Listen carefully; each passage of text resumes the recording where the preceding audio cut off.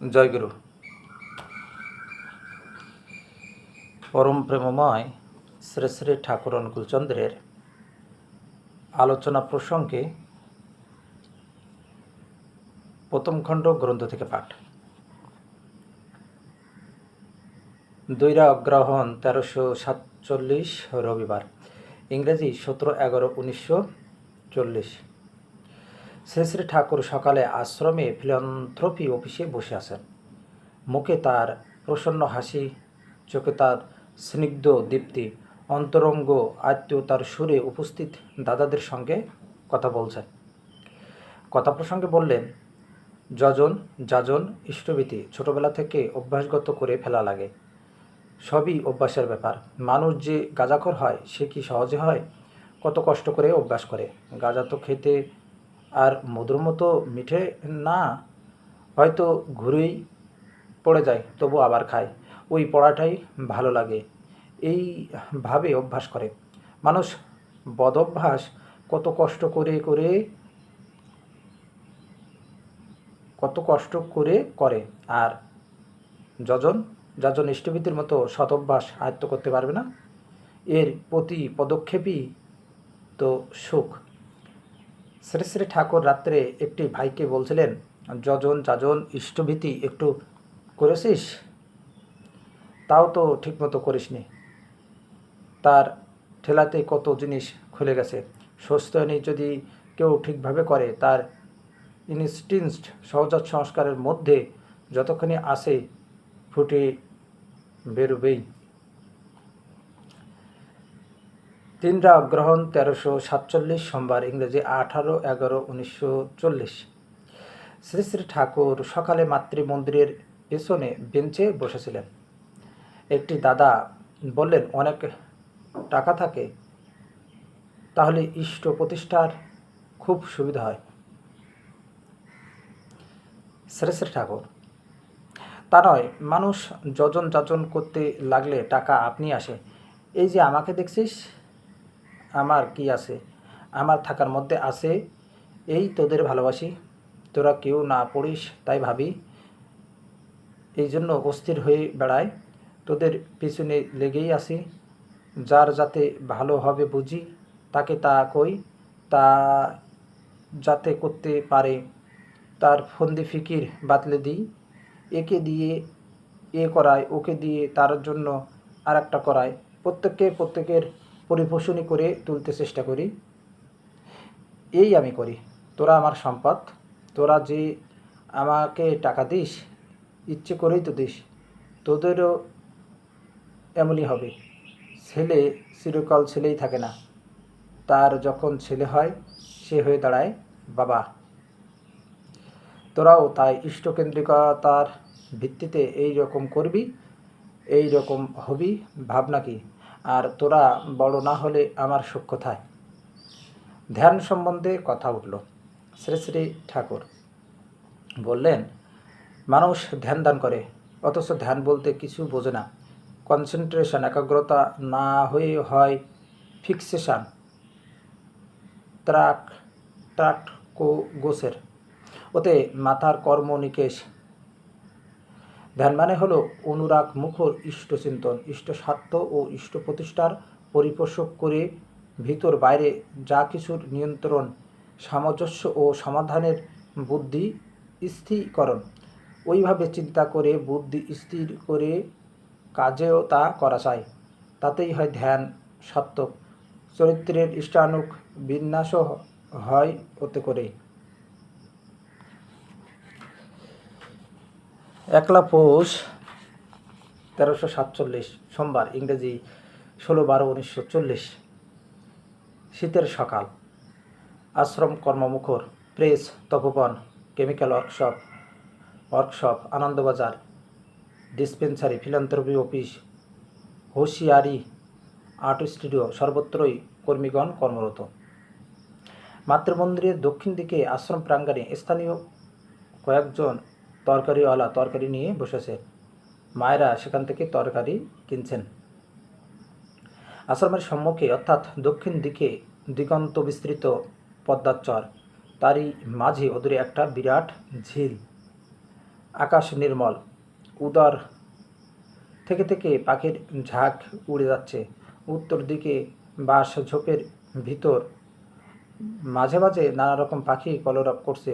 বেশ রোদ উঠেছে। শ্রী ঠাকুর মাতৃমন্দিরের পাশে রোদ পিঠ করে একখানে বেঞ্চিতে বসে সহাস্য স্নেহ কোমল বয়ানে কেষ্টদাকে ভট্টাচার্য বললেন, প্রফুল্ল দাস, বীরেন মিত্র, এরা যদি তপবনে সাকসেসফুল কৃতকার্য হয়, ওদের আর কিছুতে আটকাবে না।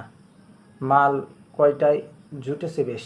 আর সাকসেসফুল কৃতকার্য হওয়া মানে শুধু কয়েকখানা ঘর করে ছেলে নিয়ে স্কুল করে তোলা নয়, একটা ইউনিভার্সিটি বিশ্ববিদ্যালয় গড়ে তুলতে হবে। এমন করা চাই যাতে তপবনের নামে সারা ভারত নতি জানায়। শুধু ভারত কেন, পৃথিবীর সব দেশ। কেষ্টদা, শিক্ষার এই প্রথা সর্বত্র চালাতে হবে, কম্প্রোমাইজ আপোষ করলে হবে না। শ্রী ঠাকুর, কম্প্রোমাইজ আপোষ রফা এতটুকুও না। কেষ্টদা, প্রফুল্ল বীরেন যদি তেমন হয় তাহলে হবে, তবে চার্জ, দায়িত্ব ও ক্ষমতা ওদের হাতে থাকা দরকার। শ্রী ঠাকুর, আমি তো বলেছি কাউকে সরানো চলবে না, সবাইকে মেনটেন প্রতিপালন করতে হবে। আর চার্জ, দায়িত্ব ও ক্ষমতা আগে কি করে করে আস্তে আস্তে তা হাতে আসে। দায়িত্ব যে নিতে জানে, ভার যে বইতে পারে, ক্ষমতা তার হাতে এমনিই এসে পড়ে। ডাক্তার কালিদা এসে বললেন, মেডিকেল ডাইজেস্টে বাতের একটা ভালো ঔষধের কথা বেরিয়েছে। শ্রী শ্রী ঠাকুর, পেরিকেও দেখাস, নতুন যা কিছু পাবি নিজেও নোট করে রাখবি, ভালো করে তৈরি হ। মেডিকেল কলেজ যদি হয়, সব বিদ্যে কাজে লাগে যাবি।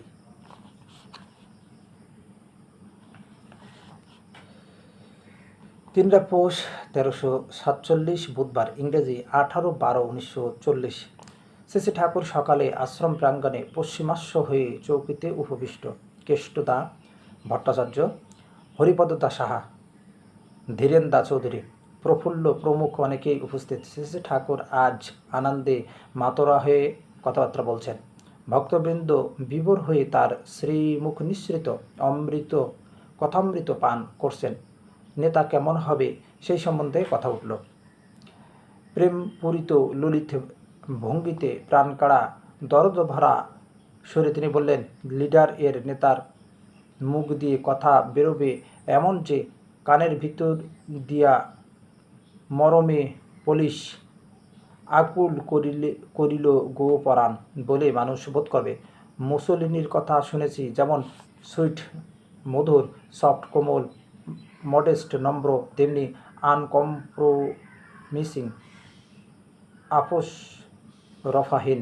লিডার এর নেতার হতে হবে লয়াল, আনুগত্য সম্পন্ন, সুইট, মধুর, সফট, কোমল, সিনসিয়ার, অকপট, অ্যাক্টিভ, কর্মমুখর। তার চেহারা চাহনি হবে এমন যে মানুষ এনচ্যান্টেড, মুগ্ধ হয়ে যাবে। এরপর শ্রী ঠাকুর ধীরেন্দা সম্বন্ধে বললেন, আমি ভাবছি ওকে জ্যাঠার ওখান থেকে এনে অন্য জায়গায় খাবার ব্যবস্থা করে দিই, কিন্তু আবার মনে হয় ওখানে থাকাই ভালো, যেখানে প্রতি মুহূর্তে অপোজিশন, বাধা, কোনো ক্ষমা নেই, সহানুভূতি নেই। সেখানে থেকে যদি টনি ও টেম্পার, মন মেজাজ ঠিক রেখে প্রিন্সিপাল আদর্শ নিয়ে চলতে পারে, তবে তার ভিতর দিয়ে অনেকখানি বেড়ে উঠবে। সব সাধনার এই প্রকৃত স্থান। আর ডিফিকাল্টি, কষ্টের ভিতর দিয়ে ছাড়া কোনো গ্রেট ম্যান বড় লোক হয়নি। উন্নতি মানেই উন্নতি, শ্রেয়োন্নতি, আর তাই নিয়ে কৌশলী নিয়ন্ত্রণের সুব্যবস্থিতির সহিত অন্তরায় অতিক্রম করে আমরা যত কৃতকার্য হতে পারি, শ্রেয় উপচয়িতায় ততই আমরা উন্নতি লাভ করি। যাদের মুভ ফর প্রিন্সিপাল আদর্শানুগ চলন আছে, তারা সাফারিং এর দুঃখের ভিতর পড়ে সেগুলি ম্যানিপুলেট নিয়ন্ত্রণ করে এক্সপিরিয়েন্সের অভিজ্ঞতার অধিকারী হয়, বড় হয়। আর যাদের তা নেই তারা ওর চাপে ডুবে যায়। প্রফুল্ল, মানুষের হস্যের তো একটা সীমা আছে। শ্রী ঠাকুর, মানুষের ফেটিগুই লেয়ার শ্রান্তের স্তর ব্রেক অতিক্রম করে গেলে তখন সে যা পারে তাই দেখে মানুষ অবাক হয়ে যায়, ভাবে অসাধারণ, কিন্তু তার কাছে সেটা স্বাভাবিক। বৃত্তি নিয়ন্ত্রণ সম্বন্ধে কথা উঠল। শ্রী ঠাকুর নিজ জীবনের অভিজ্ঞতা থেকে রসগোল্লা খাওয়ার লোভ যায়, উপর্যুপরি 3 রাত্রি স্বপ্নে পরমা সুন্দরীর আকুল প্রেম নিবেদন এবং সর্বশেষে মায়ের আবির্ভাব এবং তার উপদেশ মতো নাম করার ফলে প্রলোভন হতে রেহাই পাওয়ার বৃত্তান্ত সংক্ষেপে উল্লেখ করে বললেন, কুলি সংকেতটা পেয়ে গেলাম, দেখলাম অত্যন্ত সোজা। ঝোঁকটা যখন চাপে ততখানি স্পিড বেগ নিয়ে, আদারওয়াইজ বিংলি এঙ্গেজড, অন্যথা হিতকরভাবে ব্যবহৃত হয়ে পড়লে ও কথা আর মনেই থাকে না, আপনা থেকেই নেশা কেটে যায়। এরপর লোকের সঙ্গে ব্যবহার কেমন হওয়া উচিত সেই সম্বন্ধে কথা উঠল। শ্রী ঠাকুর, আপনজনের মতো প্রাণস্পর্শী ব্যবহারটাই মানুষ চায়। তোমার ব্যবহার যদি বাহ্যত রূঢ় হয় অথচ তার মধ্যে ওই জিনিসটি থাকে, তাহলেও মানুষ তা পছন্দ বই অপছন্দ করবে না। আমি যখন ডাক্তারি করতাম একবার একজন মুসলমানকে চিকিৎসা করছিলাম। একটু কমার পর তার বাড়ি থেকে ঔষধ নিতে আসে না। আমার তখন দিন রাত কী ভাবনা, মনটা কেবল অস্থির করতো, কি জানি কি হলো, কেমন আছে লোকটা। 3 দিন পর যখন ঔষধ নিতে আসলো আমি তাকে খুব বকলাম। বকা শুনে সে বলে, বাবু আপনি যে এত গালাগালি দিলেন, অন্য কেউ হলে আমি তাকে আস্ত রাখতাম না, কিন্তু আপনার কথাগুলি আমার এত মিষ্টি লাগছে, ইচ্ছে করছে আপনি আরও গালাগালি করেন, আমি শুনি। আমি তখন ভাবলাম, ভগবান আমাকে গালাগালি করতে শিখিয়েছেন তাহলে। তাছাড়া আমি কাউকে বেশি কিছু কড়া কথা বলতে পারি না। এই ভয়টা যেন আমাকে ভূতের মতো পেয়ে বসে আছে। যাকে আমি বকছি পাশে সে মরে যায়, তাহলে তো আমার আর দুঃখ রাখার জায়গা থাকবে না। অবশ্য অসৎ নিরোধের জন্য যেখানে যা প্রয়োজন তা করা লাগে। তবে আনকম্প্রোমাইজিং, আপোষ রফাহীন হতে গেলে সুইট মিষ্টি হবার অসুবিধা নেই। থ্রাসিং বকুনি এমনভাবে দেওয়া যায় যাতে মানুষ ইলিটেট, উদ্দীপ্ত হয়ে ওঠে। এরপর শ্রী ঠাকুর কৃষ্ণদার কাছে শুনতে লাগলেন, যাজন কার্যাদি কোথায় কেমন হচ্ছে।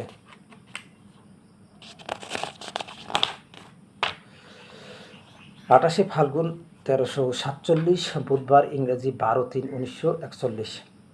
সকালে শ্রী ঠাকুর হাত মুখ ধুয়ে নিভৃত নিবাসে এসে বসেছেন। পূর্বস্য হয়ে সম্মুখে দিগন্তের বিস্তার, কোনো দূর দূরান্তে আকাশের শেষ প্রান্তে যেন তার দৃষ্টি নিবদ্ধ। মুখে তার নির্মল প্রশান্তি, হাব ভাব ভঙ্গিতে একটা সহজ বৈরাগ্য, স্বচ্ছ নির্লিপ্ততা। মহাযোগেশ্বর যেন যোগে বসে আছেন। এক কলাটি নিরালা আছেন, একলাটি নিরালা আছেন। সত্যেন্দা সাহিত্যশাস্ত্রী ও প্রফুল্ল এসে এক কোণে চুপচাপ বসলেন। কিছু সময় এমনি কাটল নীরব নিস্তব্ধ। তারপর শ্রী ঠাকুর তামাক চেয়ে খেলেন। তামাক খেতে খেতে আলাপ শুরু হলো। সত্যেন্দা ইষ্টভীতি সম্বন্ধে কথা তুললেন। শ্রী শ্রী ঠাকুর আবেগ ভরে বললেন, ইষ্টভীতি করতে গেলেই যাজন ইত্যাদি সব এসে পড়ে। খেটে পিঠে যাকে প্রীতির সঙ্গে বরণ করে ভাবা বলায় তার কথা এসেই যায়, তিনি আপন হয়ে ওঠেন, অন্তরে বাসা বাঁধেন। ইষ্টভীতি শুধু বামন পণ্ডিতদের দেওয়ার ব্যবস্থা নয়, মুসলমান, খ্রিস্টান ইত্যাদি সকলেরই আছে। জেমসও ওই ধরনের কথা বলেছেন। তবে আমাদের তার মধ্যে তপস্যার ভাবটা বেশি আছে। ভবতি ভিক্ষাং দেহি বলে উপনয়ন সংস্কারের থেকে আরম্ভ করে আমরণ দিনের পর দিন চলতেই থাকে। এককে কেন্দ্র করে অন্য যা সব করা যায় সবই ইন্টিগ্রেটেড সঙ্গত হয়ে ওঠে। গোড়ায় এক থাকলে তারপর যত শূন্য বসাও ততই বেড়ে যায়। বেলা গোটা 9-এর সময় শেষে ঠাকুর মাতৃ মন্দিরের বারান্দায় বসা। বাইরে দখল প্রামাণিককে দেখে বললেন, কি প্রামাণিক? দখল ওখানে দাঁড়িয়েই কথা বলতে লাগলেন। শেষে ঠাকুর সহাস্যে, তুমি অম্বা করো কেন? কাছে আসো, বসো, না হলে কি কথা কয়ে সুখ হয়? দখল হাসতে হাসতে কাছে এসে বসল। শেষে ঠাকুর তার সঙ্গে পুরনো দিনের গল্প গুজব করতে লাগলেন।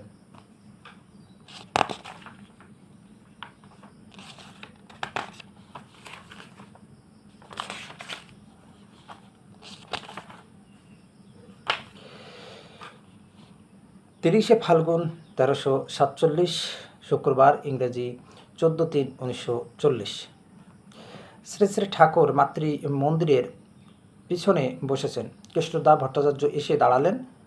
আরও অনেকে ছিলেন। কথা উঠল, দারিদ্র বেদিগ্রস্তদের কেমন করে শোধরানো যায়। শ্রী শ্রী ঠাকুর বললেন, তাদের জন্য আলাদা রকমের স্কুল করা লাগে। তার নাম দিতে হয় পিউপার রিফরমেটরি স্কুল,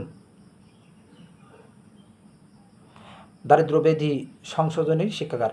সেখানে তাদের বাস্তব কাজের মধ্য দিয়ে শিক্ষিত করে তুলতে হয়। ধরুন 200 বিঘে জমি থাকলো, সেখানে কৃষি শিক্ষার ব্যবস্থা থাকলো, ছোটোখাটো কারখানা থাকলো, শিল্প সংস্থা থাকলো, ল্যাবরেটরি থাকলো, সেখানে তারা হাতে কলমে কাজ করলো। এমনতর স্কুলে শিক্ষক চাই খুব পাকা ধরনের। তারা হবে ইষ্টপ্রাণ, চরিত্রবান, কর্মমুখর, আশা ভরসা উদ্দীপনাময়। তারা নিজেরা কাজ করবে, সঙ্গে সঙ্গে ছাত্রদেরও কাজে অনুরক্ত করে তুলবে এলিটিং থ্রাস উদ্দীপনী ধাক্কা দিয়ে। শ্যাম থিওরিজিং এর মেকি উপপত্তির বাড়াবাড়ি থাকবে না। কাজকর্ম করবে, তার সঙ্গে সঙ্গে কিছু কিছু লিটারেশন আক্ষরিক জ্ঞান এর ব্যবস্থা থাকবে। নানা রকম ইনফরমেশান, সংবাদ ও তাদের সাপ্লাই সরবরাহ করতে হবে। তদনুপাতিক ল্যাবরেটরি, লাইব্রেরি, গ্রন্থপীঠ থাকবে। শিক্ষক ও ছাত্র একত্রেই থাকবে, বোর্ডিং এ একসঙ্গে। প্রথম অবস্থায় বাইরের অন্য পেউপিয়ার দারিদ্র বেদিগ্রস্তদের আবহাওয়া থেকে তাদের দূরে রাখতে হবে। তাদের এমন পরিমণ্ডলে রাখতে হবে যাতে তাদের ভিতর সেলফ কনফিডেন্স, আত্মবিশ্বাস গজিয়ে ওঠে। পাড়ার আনন্দটা তাদের মধ্যে ফুটিয়ে তুলতে হবে। আর যা কিছু তারা করবে লক্ষ্য রাখতে হবে যাতে সাশ্রয় সুন্দরভাবে নিখুঁত রকমে করে। প্রত্যেকে তার কাজের ফুল অ্যাকাউন্ট মেনটেন করবে, পুরো হিসাব রাখবে। তার ডায়েরিতে রোজনা মোচাই পরস্পরের মধ্যে একটা হেলদি কম্পিটিশান, জীবনীয় প্রতিযোগিতা থাকবে। প্রত্যেকে ডিউ অ্যাপ্রিসিয়েশান, যথাযোগ্য প্রশংসা দিতে হবে। Normal economic use of time ও স্পিড, সময় ও ক্ষিপ্রগতির সহজ সাশ্রয়ী ব্যবহারে তাদের অভ্যস্ত করে তুলতে হবে। বৈশিষ্ট্য মাফিক লেবার ও আউটপুট, শ্রম ও উৎপাদন অনুযায়ী প্রত্যেকের আর্নিং অর্জন হবে। তাদের মধ্যে এমন একটা ঝোঁক গজিয়ে দিতে হবে যাতে তারা নিজেদের অর্জনের উপর দাঁড়িয়ে ইষ্ট ভরণ, আচার্য ভরণ ও আত্মপোষণ করতে পারে এবং পরিবার পারিপার্শ্বিককেও কিছু কিছু দিতে পারে। এটা কম্পালসারি, অবশ্য করণীয় করে তুলতে হবে। করা, পারা ও দেওয়ার আনন্দে তাদের মাতাল করে তুলতে হবে। নিত্য ইষ্টকে খাওয়ানো লাগবেই, এই ছিল আর্য প্রথা। এই সমস্ত ইনফেরিয়রিটি, হীনমন্যতা ও পেউপেরিজম এর দারিদ্র বেধির গোড়া মেরে মানুষকে অ্যাটাচড, অনুরক্ত, একটি কর্মাট, এনার্জেটিক উৎসাহ, দীপ্তি ও এবল যোগ্য করে তুলত। সেই জন্য কথা আছে, গুরুকে কেবল দেবেই, গুরুর কাছ থেকে অর্থাদি নেবে না, এমনকি নিজের অভাব অভিযোগের কথা জানাবেও না, এমনতরভাবে যাতে তার সাহায্য করার আগ্রহ আসতে পারে। গত্যন্তরবিহীন হয়ে নিতান্তই যদি তাকে বলতে হয়, তখনই বলবে যখন তুমি একান্তই অপারগ বাস্তবভাবে। কিন্তু তার প্রত্যেকটি চাহিদা উইথ এভরি ইফোর্ট ফুলফিল, সর্বপ্রচেষ্টায় পরিপূরণ করতে চেষ্টা করবে। পেউপেরিজম, দারিদ্র্যবেদী, ইনফেরিয়রিটি, হীনমন্যতা,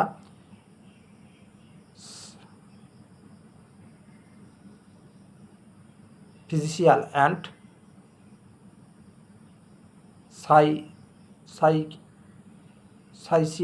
ফিজিশিয়াল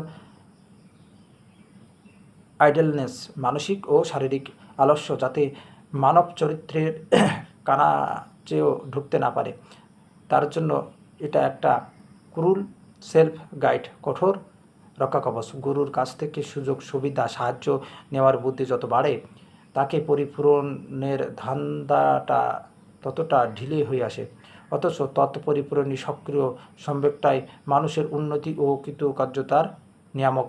রাত্রে শেষে ঠাকুর বাঁধের ধারে তাসুতে বসে আছেন। পদ্মাচরের দিগন্ত জুড়ে রাতের স্তব্ধতা থমথম করছে। আশ্রমভূমি কোলাহল শূন্য, শান্ত। দিনের কর্মব্যস্ততার পর অনেকেই সহসা ধ্যান মন্দিরে ধ্যানরত। অতিথিশালা ইত্যাদি কয়েকটি জায়গায় 2-4 জন পাঠ, আলোচনা ও যাজনে ব্যাপিত। মাঝে মাঝে পল্লীর দূর ঝোপ জঙ্গল থেকে শেয়ালের ডাক এসে সকলকে সচেতন করে তুলছিল। শ্রী শ্রী ঠাকুরের কাছে অল্প কয়েকজন ছিলেন। এমন সময় পাবনার মুক্তার শ্রীযুক্ত ক্ষিতীশ বিশ্বাস আসলেন। ধীরে ধীরে আলাপ জমে উঠল, জনসেবা সম্বন্ধে কথা উঠল। শ্রী শ্রী ঠাকুর বললেন, মানুষের কার কি সমস্যা সেটা যথাযথভাবে অনুধাবন না করে আমরা যদি নিজেদের ভাবটা অন্যের উপর আরোপ করে তার সমাধান করতে চাই নিজেদের রকমে, তাতে কারো সত্যিকার উপকার করা হয় না। কুলিদের খাটুনি দেখে আমার অনেক সময় কষ্ট হতো। ভাবতাম ওদের কত অসুবিধা। তাই আমি নিজে কিছুদিন ওদের সঙ্গে মিশে কুলিগিরি করে দেখেছি। দেখলাম ওরা আয় করে প্রচুর, বাবুদের থেকে বেশি করে। তাছাড়া ওরা বেশ সুখী। মার্জিত উন্নত ধরনের জীবনযাপনের হ্যাঙ্কারিং এর চাহিদার বালায় ওদের নেই। খেয়ে দিয়ে ফুর্তি করে স্থূলভাবে জীবন কাটিয়ে দিতে পারলেই খুশি। আমরা ওদের যা প্রবলেম সমস্যা বলে মনে করি, সে সব ওদের প্রবলেম সমস্যা নয়। অথচ আমাদের কল্পিত ধারণা নিয়ে আমরা ওদের জন্য কত হইচই করি, আন্দোলন করি। এত আন্দোলন আমরা করি, কিন্তু মূল আন্দোলনটা করি না। আমার মনে হয় বর্ণাশ্রমটা যদি ঠিকভাবে জাগিয়ে তোলা যায়, তবে অনেকে কিছু গোল চুকে যায়। বর্ণাশ্রমের মধ্যে আনএমপ্লয়মেন্ট, বেকার সমস্যা বলে জিনিস ছিল না। ও তাতে বৃত্তিহরণ ছিল মহাপাপ। প্রত্যেকে স্ব বর্ণোচিত কর্ম করত, প্রত্যেকে প্রত্যেকের সহযোগী ও পরিপূরণী হতো। উদাহরণের জন্য যদি বিপ্র, ক্ষত্র, বৈশ্য তাদের স্ববর্ণোচিত কাজ করত, তাহলে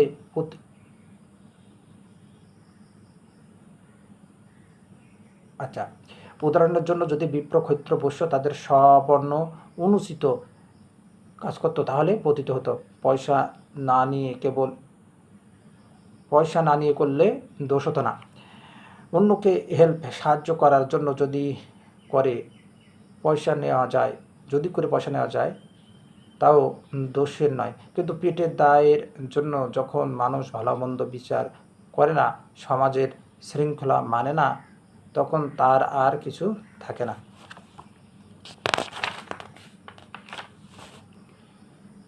জয় গুরু।